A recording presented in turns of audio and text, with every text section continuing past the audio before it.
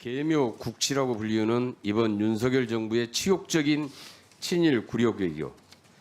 이러한 윤석열 정부의 대일 외교 기조는 어디에서부터 시작됐는지 한번 먼저 화면 자료를 먼저 보시겠습니다.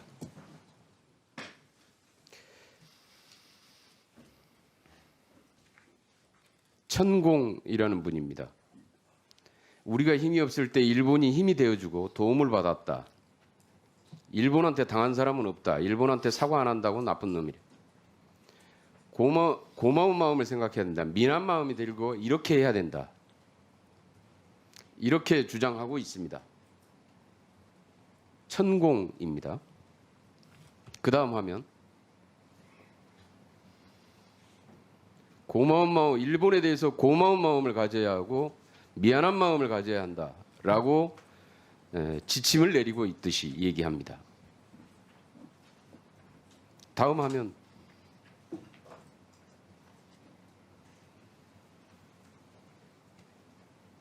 아니 그다음에 시사 직격에 나와 있던 화면 있잖아요.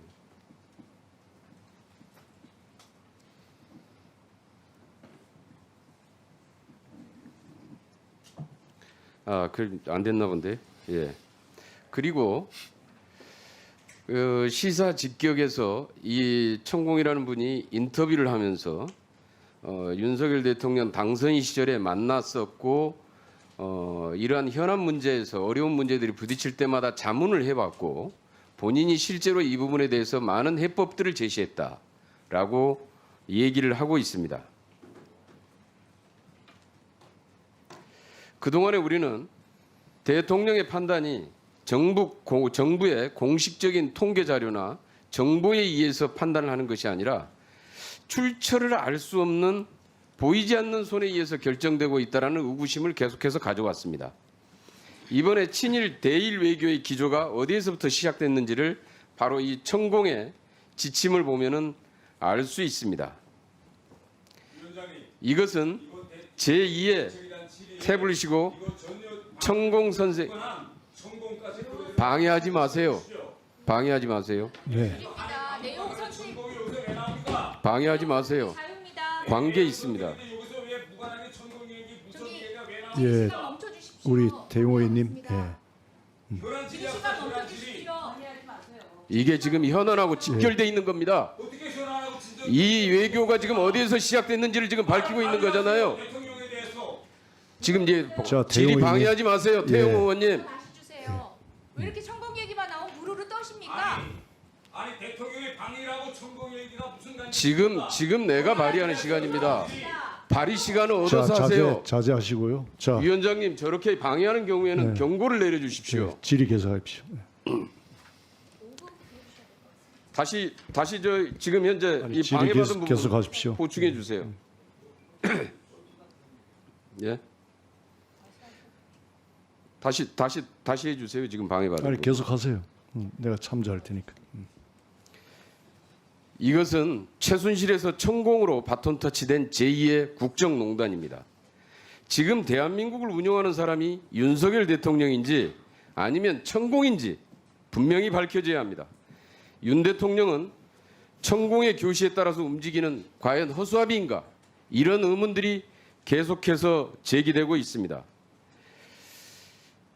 이번 대일 외교는 외교의 국제적인 정세나 규범도 전혀 모르고 외교의 기본이 안 되어 있는 굴종적인 대일 외교의 결과입니다. 그래서 아까 김상희 의원님이 앞선 질의에서 보여듯이 국제사회의 언론들의 조롱거리로 전락했습니다. 이번 윤석열 정부가 저지른 대일 외교의 죄상은 크게 4가지입니다. 첫째, 강제동원 사실 자체를 부정하는 일본에게 면죄부를 주는 행위입니다. 그리고 면죄부를 주면서 일본 구구 세력들이 주장해왔던 식민지배 정당화에 기여하면서 대한민국의 주권을 훼손시켰습니다. 이 와중에는 조선 침략, 식민지의 침략의 정당성을 주장해왔던 오카쿠라 텐신의 주장까지 인용하기도 했습니다. 대한민국 영업사원 1호의 첫 영업작품이 주권을 팔아먹는 것이었습니까?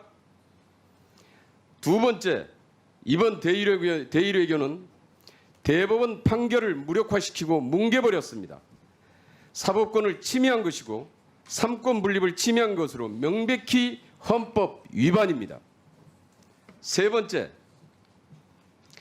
이번 대의뢰교의 해법은 우리 국민들이 인간으로서의 존엄을 회복하고자 하는 피해자들의 행복 추구권, 재산권에 대한 부당한 침해이고 행정부 수반으로서의 권한을 넘어서 대법원이 인정한 피해자들의 손해배상 청구권마저 박탈한 명백한 위헌입니다. 마지막으로 네 번째, 이 과정에서 구상권을 포기한 것은 대한민국 국민의 권리와 국익을 보호해야 될 대통령이 주권자의 이익을 저버리는 배임 행위에 해당됩니다. 명백히 법률 위반이고 직권 남용입니다.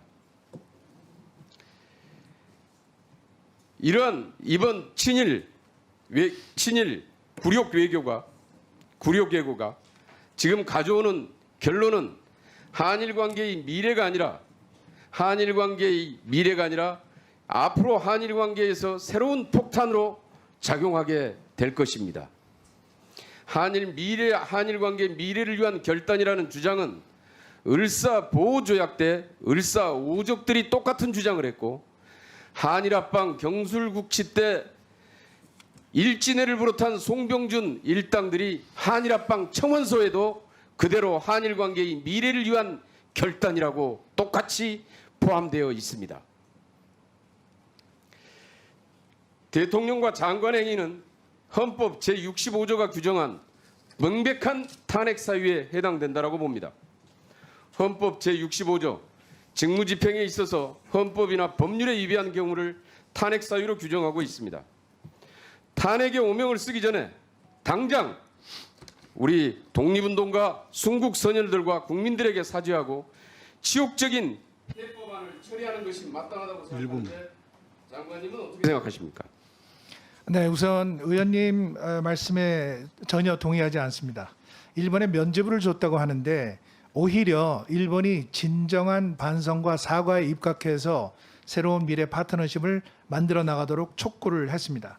대법원 판결을 무력화했다고 하는데 그것이 아니고 대법원 판결을 존중하면서 해법을 찾은 것입니다. 그것이 바로 제3자 변제 해법안입니다. 그리고 세 번째, 인간 존엄 회복 행복 추구권을 파괴했다고 하는데 그렇지 않습니다. 피해자들을 일일이 저희들이 그 유가족들을 찾아다니면서 이 정부 해법안을 설명을 하고 또 거기에 대해서 동의를 구하는 노력을 기울였고 지금도 기울이고 있습니다. 물론 반대하는 분도 있습니다만은 그분들과의 대화를 저희들이 지속적으로 끝까지 대법 판결에 하도록 하겠습니다. 3자 변제하라고 판결이 나와 있습니까? 아닙니다. 그러나 그런데 왜 1965년 청구권 어떻게 해서 협정은 대법 국제 판결을 이행한 조약입니다. 것입니까? 그리고 2018년에 대법원 판결과의 조화를 추구하기 위해서는 그 방법밖에 없다고 하는 것이 저희의 정부의 정책적 판단입니다. 그리고 네 번째, 구상권을 포기하셨다고 그러면은 지금 하는데 현재 우리 기업들이 강제 동원했습니까? 우리 기업들이 포스코가 KT가 한전이 우리 강제 동원을 해서 그분들이 강제 우리 동원된 국민들에게 건 피해를 입혔습니까? 그분들이 강제 왜 이걸 동원된 우리 건 국민들이, 아니지만 우리 기업들이 이걸 부담을 해야 됩니까? 청구권 협정에 의해서 수혜를 받은 기업들이기 때문에 우리가 우리의 힘으로 주도적으로 이 문제를 풀고자 하는 그것이 바로 정책적인 판단입니다. 청구권 협정의 내용에 우리 국민들이 강제 동원된 피해 배상까지 같이 포함되어 있다고 지금 생각하시는 건가요? 포괄적으로 청구권 협정에 들어가 있습니다만은 2018년 판결에서는 또 다른 법리에 의해서 불법행위에 의한 정신적 고통에 따른 위자료 이렇게 나와 있습니다. 우리- 그래서 그 조화를 추구하기 위한 해법을 마련한 것입니다. 그리고 네 번째, 구상권은 우리 대통령께서 분명히 얘기하셨습니다. 현재로서 정부로서는 구상권을 행사를 상정하고 있지 않다 이렇게 말씀을 하셨습니다. 그리고 탄핵 말씀을 하시는데 이것은 제가 볼 때는 이건 심각한 인신 공격이고 명예훼손입니다. 정부의 정책 판단은 탄핵 사유가 아닙니다. 헌법에 위반되고 법률에 위반되는 것은 명백한 탄핵 사유에 자, 해당됩니다. 마무리해 그리고 주시고요. 국가를 운영할 능력이 없으면은 무속인에게 기댈 것이 아니라 정권을 내려놓는 게 정답입니다. 그렇지 않습니까? 전혀 동의하지 네, 않습니다. 네, 수고했습니다. 우리 대응 의원님, 예. 오늘 우리가 이 상임위를 개최한 목적은 대통령의 일본 방문과 관련한 정책 질의를 하기 위해서입니다. 그런데 이 장소에서 대통령의 일본 방문과 관련한 또 현 정부의 정책과 전혀 무관한 저런 무속인 천공의 유튜브 채널을 틀어놓는 이런 것은 저는 위원장님께서 중지시켜야 한다고 저는 생각하고요. 두 번째로서 방금 김상희 의원께서 인용하신 유튜브 채널 이것도 전 세계적으로 대표적인 혐한 채널입니다. 이걸 가지고 마치 전 세계 여론이 대통령을 그렇게 평가하는 것처럼 하는 것은 저는 여론 호도다 이렇게 말씀드리면서 저는 위원장님께서 이렇게 현 국정과 무관한 이런 공세를 위한 질의 그야말로 쟁점을 위한 질의하는 것은 위원장님께서 저는 중단시켜야 한다고 생각합니다. 네. 예. 좀 자제해 주시고요. 예, 수고했습니다. 예, 다 참고를 해 주시고요.